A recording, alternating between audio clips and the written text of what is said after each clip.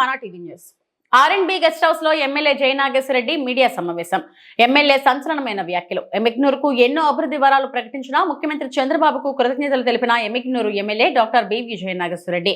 ఎమ్మిగ్నూరులో వివాదాస్పదమైన కోతుల బావిపై తనదైన శైలిలో స్పందించిన ఎమ్మెల్యే బివి, మున్సిపల్ స్థలం ఇంచు కూడా కబ్జా కానివ్వను, ఎవరైనా శాంతి భద్రతలకు విఘాతం కలిగిస్తే సహించం. ఎమ్మిగ్నూరులో శాంతి భద్రతలకు మొదటి ప్రాధాన్యం స్పష్టం చేసిన ఎమ్మెల్యే, తప్పు చేస్తే మా ముఖ్యమంత్రి చెప్పినట్లు తాటా తోలు తీస్తా, చట్టపరమైన రికార్డుల పరంగా ముందుకు పోతా.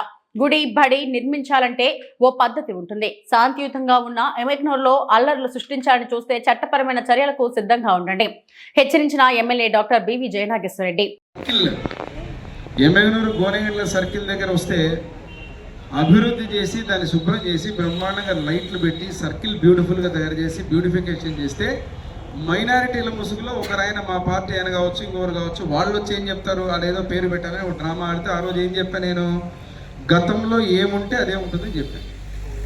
ఇది చరిత్ర మారిస్తే మారేది కాదు.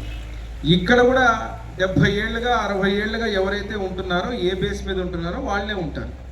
ఈడ మతాలకు సంబంధించింది కాదు. ఈ మతాలను తీసుకొని వచ్చి చేసేటువంటి తప్పిదాలు తప్పు.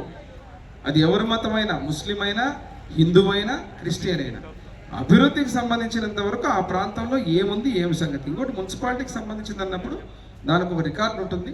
దానికి రికార్డు పరంగా ఎవరైతే ఉన్నారో చరిత్ర ఉంటుంది. ఇన్నేళ్ళు ఎవరున్నారు అక్కడ, ఏం సంగతి అని ఉంటుంది, టెంపుల్ ఎక్కడ ఉంటుందో ఉంటుంది. నేను మీకు అందరికీ చెప్తున్నా, హిందువులు, ముస్లింలు, క్రిస్టియన్లు అనే సమాచారం ఎమ్మిగ్నూరు నియోజకవర్గంలో తేనేదేయకూడదు. అందరూ మాకు సోదరు రంజాన్కి వస్తే 28 మంది ఇళ్ళకి పోతాను నేను. పొద్దున్న లేచినప్పుడు రాత్రి వరకు షీర్ కుర్మా తినందే రాను బయటికి.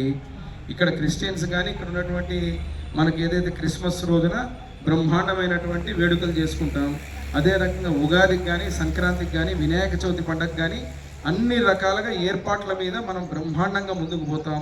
ఇక్కడ అందరి మనోభావాలకు తగ్గట్టే హిడెన్ అజెండా తోటి అక్కడ ఆస్తుల మీద ఎవరైనా కానీ, అది ఎవరైనా కానీ, ఏ పార్టీ వారైనా, మా పార్టీ వారైనా, ఎవరైనా కానీ ఎమ్మిగ్నూరు ప్రజల ఆస్తుల మీద, ఎమ్మిగ్నూరుకు సంబంధించిన వాళ్ళ మీద ఎక్కడ పొరపాటు జరిగినా కూడా క్షమించే ప్రసక్తే లేదు. దాంట్లో ఎటువంటి ఇది లేదు. ఇవన్నీ కేవలం ఏంటంటే ఊరికే డ్రామాల కోసం, ఏదంటే ఏదో రకంగా ప్రశాంతంగా ఉన్నటువంటి పాపం ముఖ్యమంత్రి గారి సభ అద్భుతంగా జరిగింది. కొంతమందికి పాపం ఏదో కడుపు నొప్పి ఉంటుంది ఎక్కడో ఇన్ని చెప్పేసరికి. సో ఈ రకరకాలుగా ఏదో డిస్టర్బెన్స్ చేయాలని చూస్తుంటారు. బట్ ఇక్కడ నేను చెప్పేది ఏమంటే అది మున్సిపాలిటీకి సంబంధించిన ల్యాండ్. కోతుల బావు అనేది ఇప్పుడు మీరు చెప్పినట్టుగా చరిత్ర ఎప్పటి నుంచో ఉంది.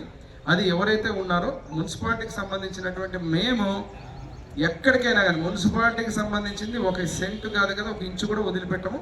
అదే రకంగా ప్రజల ఆస్తులకు సంబంధించిన దాంట్లో ఎవరైనా కానీ సంబంధం లేని వ్యక్తులు గోరు పెట్టినా క్షమించే ప్రసక్తి కూడా లేదు.